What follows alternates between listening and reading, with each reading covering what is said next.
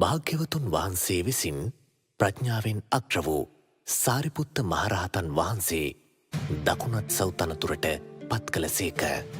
ඉර්ධි ප්‍රාතිහාරයෙන් අග්‍ර වූ මොග්ගල්ලාන මහරහතන් වහන්සේ වමත් සව් තනතුරට පත් කළ සේක.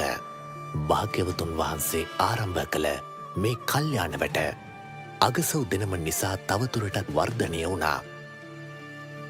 රහතන් වහන්සේලා ශීක්‍රයෙන් බිහි වුණා. 1250ක් පමණ වූ විශාල සංඝ පිරිසක් සිව් දිශාවෙන් පැමිණ භාග්‍යවතුන් වහන්සේට නමස්කාර කරනවා. ආයුෂ්මත් අස්සජී, අද හරිම විශේෂ දවසක් වගේ නේද? එහෙමයි. අද රාත්‍රියේ මහා සංඝයා වේළුවනයට රැස් වෙනවා. සියලුම සංඝයා භාග්‍යවතුන් වහන්සේව වන්දනා කරගන්නවා. ඒ සංඝ සන්නිපාතය ආශ්චර්යවත් කරුණු 4කින් සමන්විත වෙනවා. මේ සංඝ සන්නිපාතය සිදුවන්නේ පුන් පොහෝ දිනකයි. සියලු මහරහතන් වහන්සේලා සංඝ සන්නිපාතයට වැඩම කරන්නේ කැඳවීමකින් තොරව තමන් වහන්සේලා විසින්මයි. ඒ සියලු භික්ෂූන් වහන්සේලා ෂඩ් අභිඥාලාභී මහරහතන් වහන්සේලායි. ඒ සියලු භික්ෂූන් වහන්සේලා ඒහි භික්ෂූභාවයෙන් පැවිදි උපසම්පදාව ලැබූ මහරහතන් වහන්සේලායි. මහණෙනි, මනාකොට සවන් යොමු කරන්න. මම ඔබට ඕවාද ප්‍රාතිමෝක්ෂය දේශනා කරන්නම්. සියලු පව් බැහැර කිරීම, කුසල් දහම් උපදවා ගැනීම, තමාගේ සිත දමනය කර ගැනීම, මෙයයි බුදුවරුන්ගේ අනුශාසනාව.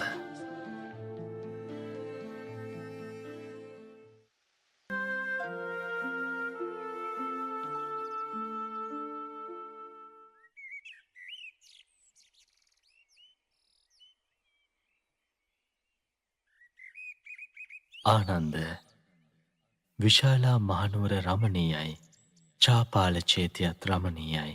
යම් කෙනෙක් සතර එර්දිපාද මනාව ප්‍රගුණ කර ඇත්නම්, ඔහු කැමතිනම් ආයුෂ කල්පයක් හෝ ඊට වැඩි කාලයක් ජීවත් විය හැකි තථාගතයන් වහන්සේ එර්දිපාදයන් මනාව ප්‍රගුණ කරලා සමන ගෞතමයන් පවසනවා උන්වහන්සේට ආයුෂ කල්පයක් වුණත් වැඩ සිටින්න පුළුවන් කියලා. මේ වෙලාවේ මං ආනන්දගේ සිත වසා නොගත්තොත් තව ආයුෂ කල්පයක් වැඩ සිටින්න කියා ආනන්ද උන්වහන්සේට ආරාධනා කරයි. එහෙම වුණොත් තව බොහෝ පිරිසක් ධර්මය අවබෝධ කරගනි. ආනන්ද සමන ගෞතමයන්ට ආරාධනා කරන්න කලින් ඔහුගේ සිත වසාගත යුතුයි.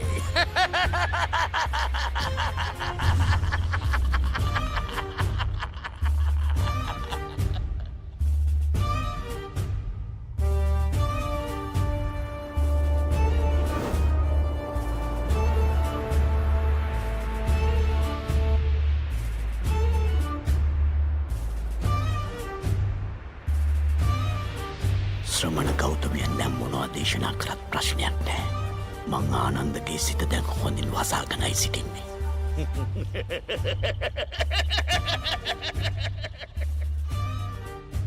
ආනන්ද, දැන් භාවනා කරමින් සමාධි සුවයෙන් වාසය කරන්න.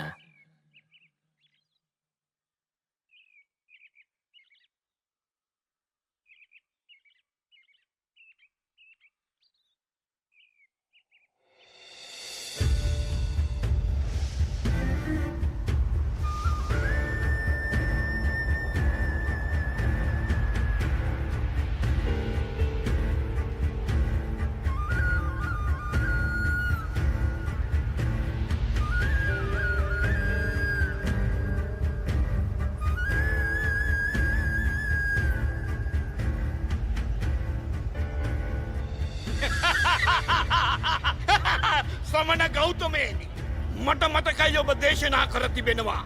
මාගේ සිව්වනක් පිරිස මේ ධර්මය තුළ වියක්ත, විනීත, විශාරද, බහුශ්‍රෘත, ඒ වගේම ධර්මදර වනතුරු, ධම්මානුධම්ම ප්‍රතිපදාවෙන් යුක්ත වනතුරු වන්නා වූ වැරදි මතවාදයන් කරුණු සහිතව විග්‍රහ කොට බැහැර කිරීමට දක්ෂ වනතුරු මේ බුද්ධ ශාසනය හොඳින් ස්ථාවරව දෙවි මිනිසුන් අතර ප්‍රකට වනතුරු ඔබ පිරිනිවන් පාන්නේ නැහැ කියා.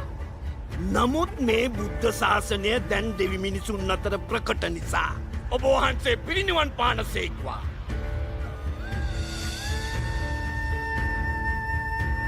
පවිටුමාරය තථාගතයන් වහන්සේ ගැන ඔබ අමුතුවෙන් කලබල විය යුතු නැහැ. අදින් මාස 3ක් ගෙවුණු තැන තථාගතයන් වහන්සේ පිරිනිවන් පානවා. හොඳයි එහෙනම් එසේ කරනු මම බලාගෙන ඉන්නේ.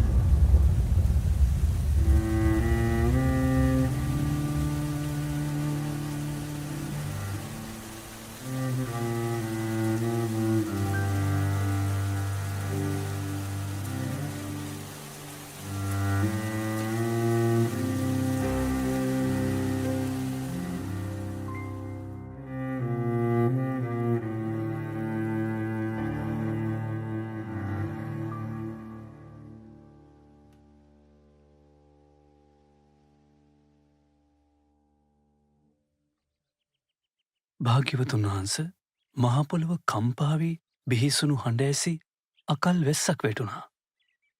ආනන්ද මහපොළොව කම්පාවීමට හේතුන් 8ක් තිබෙනවා. පළමු හේතුව වාතය සහ ජලය කම්පාවන විට. දෙවැන්න එර්දිමත් වූ ශ්‍රමණයන්ගේ බලයෙන්. තුන්වැන්න බෝසතුන් මව්කුස පිළිසිඳ ගන්නා විට. සිව්වැන්න මව්කුසින් බිහිවන විට. පස්වැන්න සම්මා සම්බුද්ධත්වයේදී. හයවැන්න දහම්සක ප්‍රවර්තනයේදී. හත්වැන්න තථාගතයන් වහන්සේ ආයු සංස්කාරය අත්හරින විට. අටවැන්න පරිනිර්වාණයේදී. තථාගතයන් ආයු සංස්කාරය අත්හැර දැමුවා. තව 3 මසක් කැවෑමෙන් තථාගතයන් වහන්සේ පිරිනිවන් පානවා. ඒ නිසයි මහ පොළව කම්පාවට පත් වුණේ. ස්වාමීනි භාග්‍යවතුන් වහන්ස බොහෝ දෙනාගේ යහපත පිණිස ආයු කල්පයක් වැඩහිදින සේක්වා. දෙව් මිනිසුන්ගේ හිතසුව පිණිස බොහෝ කාලයක් වැඩහිදින සේක්වා. ඔබ වහන්සේ බොහෝ කාලයක් වැඩ සිටියොත් ලෝකයේ බොහෝ දෙව් මිනිසුන්ට ඒකාන්තයෙන්ම මේ දුක්ඛිත සසරින් අත්මිදින් අවස්ථාව උදාවේවි. ස්වාමිනි භාග්‍යවතුන් වහන්සේ මේ ලෝක සත්වයා කෙරෙහි මහා කරුණාව යොමු කරන සේක්වා. දෙව් මිනිසුන්ගේ යහපත පිණිස ආයු කල්පයක් වැඩහිදින සේක්වා. ආනන්ද දැන් ආරාධනා කරන්නට සුදුසු කාලය නොවේ. භාග්‍යවතුන් වහන්ස මම අසා තිබෙනවා යමෙක් සතර ඉර්දිපාද වඩල නම් කැමතිනම් කල්පයක් හෝ කල්පයකට වැඩි කාලයක් වුණත් ඉන්න පුළුවන් කියලා. එනිසා භාග්‍යවතුන් වහන්ස ලොවට අනුකම්පා පිණිස බොහෝ කාලයක් වැඩ සිටින සේක්වා. ආනන්ද වැරැද්ද වුණේ ඔබටමයි. තථාගතයන් වහන්සේ 16 තැනකදී පැවසුවා එර්දිපාද මනාව වැඩූ යමෙකුට කල්පයක් හෝ කල්පයකට වැඩි කාලයක් වැඩ සිටිය හැකි බව. එලෙස පෙන්වා දෙද්දීත් ඔබට වැටහුණේ නැහැ. මේ චාපාල චෛත්‍ය අසලදී ආයු සංස්කාර අත්හැරීමට පෙරත් තථාගතයන් වහන්සේ පෙන්වා දුන්නා. එයත් ඔබට වැටහුණේ නැහැ. ඉන් එක් අවස්ථාවකදී හෝ ඔබ මට ආරාධනා කළා නම් පළමු සහ දෙවෙනි අවස්ථාවේදී තථාගතයන් වහන්සේ එය ප්‍රතික්ෂේප කරනවා. නමුත් තුන්වැනි අවස්ථාවේදී තථාගතයන් වහන්සේ එය පිළිගන්නවා. ආනන්ද දැන් ආයු සංස්කාරය අත්හැරියා. යමක් කියයිද එයම කරන නිසයි තථාගතයන් වහන්සේ ලෙස හඳුන්වන්නේ. සියලු ප්‍රියමනාප දේවල් අත්හරින්නට සිදුවෙනවා. සියලු දේ අනිත්‍යයි. ඒ නිසා තථාගතයන් වහන්සේගේ පිරිනිවන් පෑම භික්ෂූන්ට දැනුම් දෙන්න.